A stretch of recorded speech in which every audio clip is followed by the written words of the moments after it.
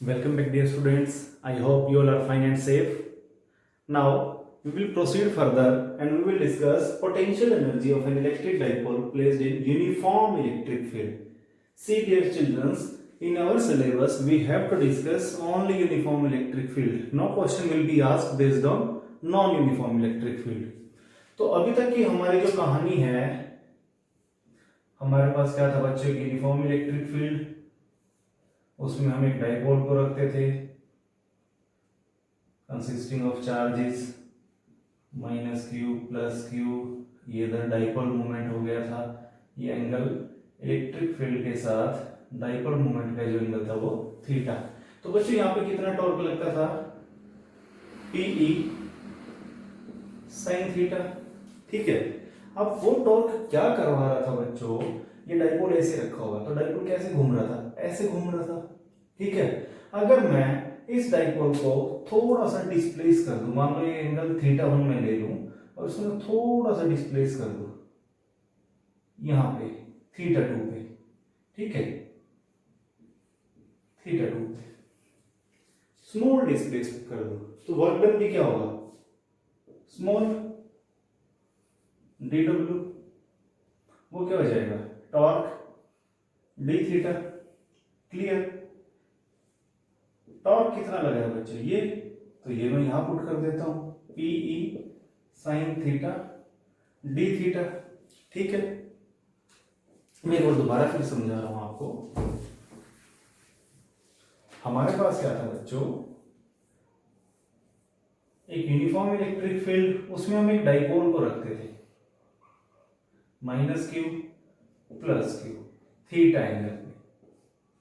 Electric field के साथ जो डाइपोल मूवमेंट है पी, उसके एंगल था थीटा। तो कितना टॉर्क लगता था बच्चों डाइपोल, पीई साइन थीटा। तो उस टॉर्क की वजह से जो डाइपोल है ये रखा हुआ है ऐसे, वो कैसे घूम जाएगा बच्चों, ऐसे। ठीक है, अब जिस डायरेक्शन पे टॉर्क लग रहा है मैं उससे अपोजिट इसको अगर थोड़ा सा रोटेट कर दूं डी थीटा, तो वर्क डन भी क्या होगा, स्मॉल डी डब्ल्यू, वो क्या हो जाएगा, टॉर्क डी थीटा। ठीक है, कंप्लीट वर्क डन निकाल लेते हैं बच्चों हम। कंप्लीट वर्क डन कहां से कहां, थीटा 1 से थीटा 2 चले गए। ठीक है, अब इसी एंगल को अगर मैं थीटा 1 बोल दूं और कहीं भी हम घूम के आ गए, कितने एंगल, ये थीटा 2, ये क्या हो गया, थीटा 2।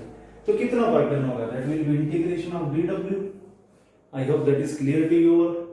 अब dw क्या है, मैं यहां पुट कर देता हूं, P E sine theta D theta, from where to where, theta 1 to theta 2। ठीक है, यहां तक की कहानी तो बिल्कुल क्लियर है।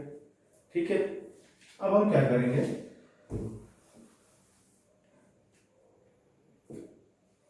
डाइपोल मोमेंट भी कांस्टेंट है, इलेक्ट्रिक फील्ड भी यूनिफॉर्म है, बाहर अंदर बच्चों sine theta D theta, from where to where, theta 1 to theta 2।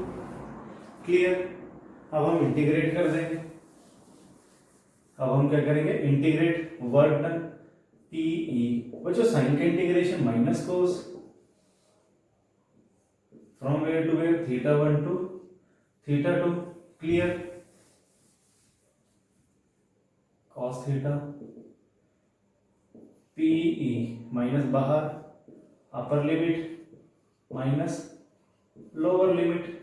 Clear, minus को अंदर लेके जा रहा हूं, P E cos theta 1 minus cos theta 2। इतना वर्क डन होगा बच्चों, इतना क्या होगा, वर्क डन हो जाएगा। मीनिंग क्या है, हमारे पास जो डाइपोल है, अब डायग्राम से आपको अच्छे से वो समझ आ जाएगा इस डेरिवेशन का। ये जो डाइपोल रखा हुआ है, here minus Q here plus Q, ये थीटा एंगल है, ये डाइपोल मोमेंट, ये इलेक्ट्रिक फील्ड यूनिफॉर्म थीटा 1। इसी डाइपोल को थीटा 1 से किसी एंगल थीटा 2 अगर हम लेके जाएंगे तो कितना वर्क हमारे को करना पड़ेगा, P E cos theta 1 minus cos theta 2 का क्या करना पड़ेगा, वर्क करना पड़ेगा। अब ये जो वर्क है वो क्या करवा रहा है, इसकी कॉन्फ़िगरेशन को चेंज करवा रहा है, तो वो वर्क इसके इस फॉर्म में स्टोर हो जाएगा पोटेंशियल एनर्जी की फॉर्म में, और वो क्या आ जाएगा Pe cos θ1 minus cos θ2। Clear.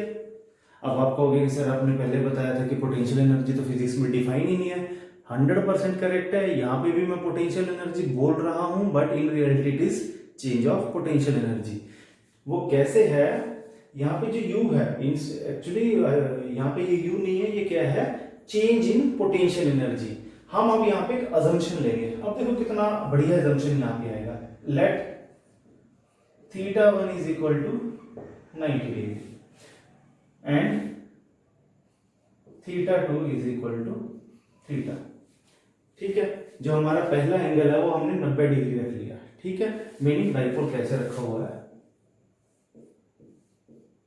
ऐसे इनिशियली ऐसे रखा हुआ है, माइनस क्यू प्लस क्यू, ये आ गया 90 डिग्री एंगल।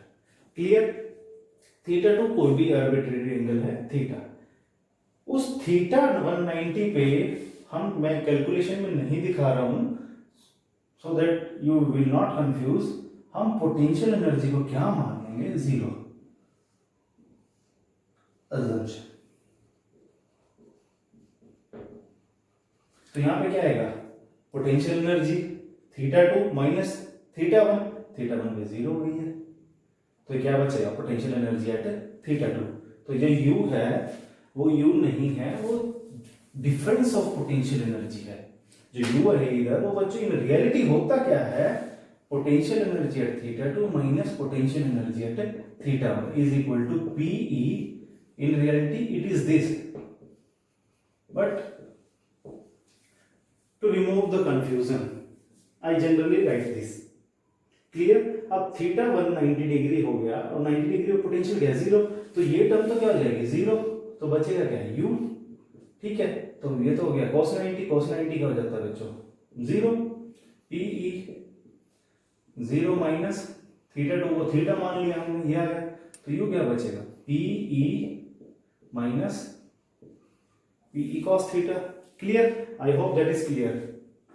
पोटेंशियल एनर्जी बिल्कुल डिफाइन नहीं है, change of potential energy define है। मैंने आपको समझा भी दिया कि चेंज कैसे लिखा जाएगा, ऐसे लिखा जाएगा बच्चों, और एक अजम्पशन हम लेंगे कि θ1, अब दोबारा बच्चे पूछ लेते हैं कि कई बार कि सर फिर इन्फिनिटी का क्या, इन्फिनिटी पे तो होगी जीरो बच्चों, बट इस पर्टिकुलर सिचुएशन में हमने क्या अज्यूम कर लिया कि 90 पे भी क्या है, जीरो है। ठीक है, 90 पे रेफरेंस मान के, जीरो मान के हम आगे प्रोसीड कर रहे हैं। ठीक है, तो हमने क्या मान लिया, जीरो, तो ये जीरो हो गया बच्चों, क्या बचेगा, u, that is minus Pe cos theta.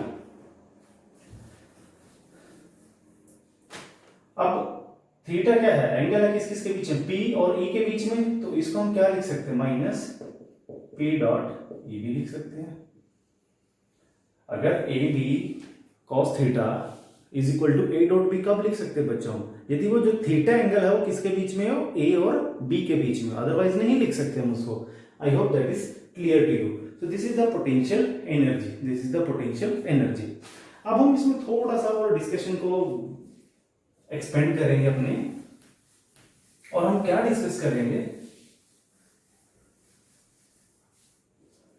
अभी तक हम पढ़ के आए हैं बच्चों टॉर्क Pe साइन थीटा और potential energy minus Pe cos theta. Clear. अब यूनिफॉर्म इलेक्ट्रिक फील्ड है, नेट फोर्स तो क्या हो जाएगी डाइपोल पे, जीरो। अब हम फर्स्ट केस ले लेते हैं थीटा 0 डिग्री का, theta is equal to 0 degree.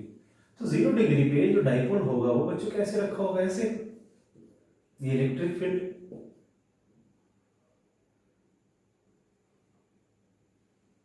Minus Q plus Q, dipole moment भी इधर हो जाएगी, ये डाइपोल मोमेंट भी हो जाएगी नेगेटिव टू पॉजिटिव पी। यहाँ पे थीटा क्या है बच्चों, जीरो है, तो first case theta zero. Force तो नेट है ही जीरो बच्चों। ठीक है, पॉजिटिव पे in the direction of electric field, negative पे opposite to the electric field, net force तो हो गया जीरो यूनिफॉर्म में। अब टॉर्क की बात कर लेते हैं, क्या होगा यहाँ पे torque, P E sine theta. Sine zero क्या होता है बच्चों? Zero. Sine zero is zero. तो टॉर्क भी क्या आ जाएगा बच्चों यहाँ पे? Zero, because sine zero is zero. अब पोटेंशियल एनर्जी की बात करेंगे। Potential energy minus P E cos zero, minus P E cos zero. अब कॉस जीरो क्या होता है बच्चों? Cos zero is equal to one. Cos zero is equal to one.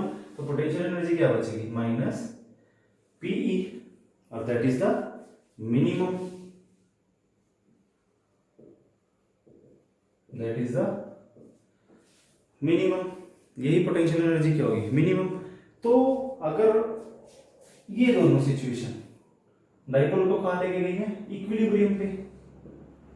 Equilibrium, translational motion zero, rotational motion zero, तो वो कहां चला गया? Equilibrium. But potential energy equilibrium की क्या है? मिनिमम। तो कैसे इक्विलिब्रियम हो जाएगा बच्चों? ये स्टेबल। पहले पढ़ चुके हैं, बट हम पोटेंशियल एनर्जी को इसमें इंक्लूड कर रहे हैं डिस्कशन में। मीनिंग जैसे ही मैं इस डाइपोल को क्या करूंगा, इस पोजीशन से थोड़ा सा डिस्प्लेस करूंगा इधर, ये तुरंत क्या करेगा? इस पोजीशन पे आ जाएगा। देखो कैसे आएगा? जैसे मैंने इसको मान लो ऐसे कर दिया, इधर QE फोर्स लगेगा बच्चों, और इधर QE फोर्स लगेगा। ठीक है, तो तुरंत डाइपोल क्या आ जाएगा? इसी पोजीशन में आ जाएगा। तो ऐसा कोई इक्विलिब्रियम क्या होता है? Stable equilibrium. मीनिंग मान लो आपके पास बच्चों एक बाउल है, यहां आपके पास एक बॉल है, आप इस बॉल को उठा के इधर लेके चले गए। जब आप यहां से छोड़ दोगे बच्चों, कहां आएगी? अपनी इस पोजीशन पे आ जाएगी। तो कैसा इक्विलिब्रियम है बच्चों? Stable equilibrium. कैसे इक्विलिब्रियम है? स्टेबल इक्विलिब्रियम है। तो ये थीटा जीरो की कहानी हो गई है। ठीक है, डायग्राम से समझेंगे बच्चों इसको, बड़ा आसान है, बड़ा इंटरेस्टिंग है, you will really enjoy this. Theta zero हो गया, अब थीटा 90 पे चलेंगे। थीटा इक्वल टू 90, ये हमारा यूनिफॉर्म इलेक्ट्रिक फील्ड है E। ये डाइपोल रख दिया इसके अंदर हमने, माइनस क्यू प्लस क्यू, ये P है, ये हो गया बच्चों 90। फोर्स तो नेट है ही जीरो। फोर्स तो नेट क्या है बच्चों? जीरो है ही है। ठीक है, अब टॉर्क की बात करेंगे। टॉर्क क्या हो जाएगा बच्चों? साइन 90 1। तो टॉर्क क्या हो जाएगा? P E. टॉर्क क्या हो जाएगा? P E, that is the maximum. Clear. अब पोटेंशियल एनर्जी की बात करेंगे। Potential energy minus P E cos 90। Cos 90 का हो जाएगा बच्चों? जीरो। तो पोटेंशियल एनर्जी क्या हो जाएगी? जीरो। तो इस पर्टिकुलर कॉन्फ़िगरेशन में बच्चों क्या होगा? फोर्स नेट जीरो रहेगा, टॉर्क क्या हो जाएगा? मैक्सिमम, और काइनेटिक पोटेंशियल एनर्जी क्या रहेगी? जीरो। पोटेंशियल एनर्जी क्या रहेगी? जीरो। अब जो लास्ट केस है उसमें क्या होगा? Theta 180 degree. थीटा 180 डिग्री की कहानी आएगी। ठीक है, तो बच्चों आप इसके नोट्स बना लें और अच्छे से इसको समझें। Theta 180, theta 180 plus Q minus Q. अब बच्चों इस केस में पर्टिकुलर में डाइपोल मोमेंट इधर, इलेक्ट्रिक फील्ड इधर, कितने एंगल हो गया? 180 डिग्री। ठीक है, अब फोर्स नेट तो बच्चों है जीरो। फोर्स नेट तो क्या है? जीरो। देखो क्या होगा? पॉजिटिव पे in the direction of field इधर फोर्स, नेगेटिव पे opposite to the field, net force क्या है बच्चों? जीरो। टॉर्क की बात करेंगे अब। टॉर्क साइन 180 वो भी जीरो, टॉर्क भी जीरो। तो ये दोनों मिलकर कहां लेके चले गए इसको? इक्विलिब्रियम पे। कहां लेके चले गए? इक्विलिब्रियम पे लेके चले गए, क्योंकि ट्रांसलेशनल भी जीरो है फोर्स की वजह से, और टॉर्क की वजह से रोटेशनल भी जीरो है।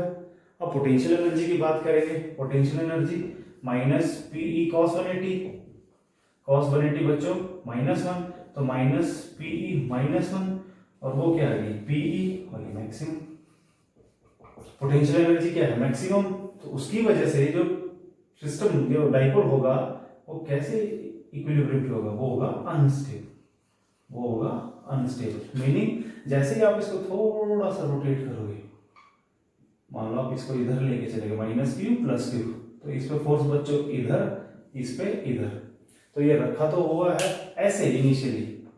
ठीक है, आपने इसको थोड़ा सा ऐसे रोटेट कर दिया तो बच्चों कैसे घूम जाएंगे? ऐसे घूम जाएंगे। ऐसे घूम जाएगा ऐसे, बट प्रीवियस केस में वो अपनी ओरिजिनल कॉन्फ़िगरेशन पे आ रहा था। मीनिंग मान लो आप बाउल के यहां बॉल रखी हुई है, ठीक है, आप उसको क्या करो यहाँ से थोड़ा सा डिस्प्लेस कर दो तो एक इधर चली जाएगी, इधर दोबारा इस पोजीशन पे नहीं आएगी, तो कैसे इक्विलिब्रियम है ये, unstable equilibrium. So I hope that is clear to you all, और आप इसको थोड़ा और अच्छे से पढ़ेंगे, समझेंगे इसको, बड़ा इंटरेस्टिंग टॉपिक है, you will really enjoy this. So we will discuss up to this point in today's discussion. Next we will go ahead and we will discuss the most important part, that is capacitors. एक नया device हम पढ़ेंगे, capacitor. Thank you very much.